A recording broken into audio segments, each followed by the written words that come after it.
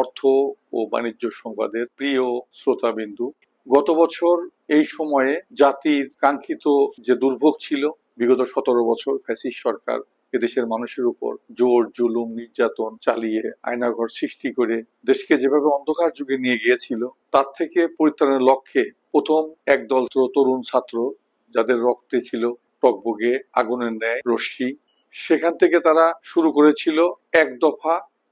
সেদিন একটা স্লোগান ছিল বৈষম্য বিরোধী। পুরো জাতি সেদিন একমত হয়েছিল, শ্রমিক, ছাত্র, সাধারণ জনতা মাঠে নেমেছিল একটা কথার উপর, বৈষম্য বিরোধী।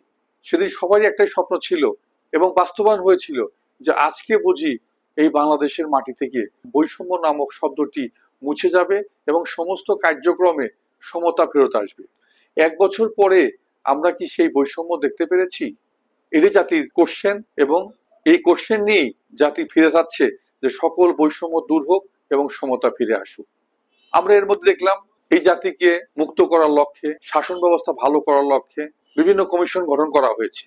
কিন্তু আমরা বলতে চাই যে বাংলাদেশের 80% মানুষ কৃষক। সেই বৈষম্য, কৃষকের বৈষম্য দূরীকরণের কমিশন কোথায়? কৃষক আর সার পায় না। বিগত 17 বছর কৃষক নির্যাতিত হয়েছে, শোষিত হয়েছে।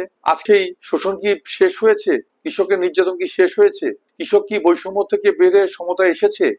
তাই দেশবাসীকে বলতে চাই যে কৃষকরা মাথার ঘাম পায়ে ফেলে ফসল জন্মিয়ে শহরের ভদ্রলোকদের মুখে উঠিয়ে দেয়, সেখান থেকে তাদের খাবার খেয়েই আপনারা আজকে শক্তি জোগাড় করে সমস্ত বৈষম্যকে দিন দিন অধিক বৈষম্যে নিয়ে যাচ্ছেন।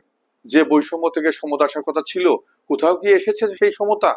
দেশবাসীর একান্ত ইচ্ছে, প্রধান উপদেষ্টার কাছে চাওয়া যে আপনি কৃষকের বৈষম্য আগে দূরীকরণের ব্যবস্থা করুন এবং কৃষক কমিশন গঠন করুন, যাতে করে কৃষকের ফসল ন্যায্য মূল্যে বাজারে বিক্রি হয়, কৃষক ফসলের ন্যায্য মূল্য পায় এবং কৃষক যেন প্রতারিত না হয়, শোষিত না হয়, শাসিত না হয়। কৃষক বাঁচান, দেশ বাঁচান।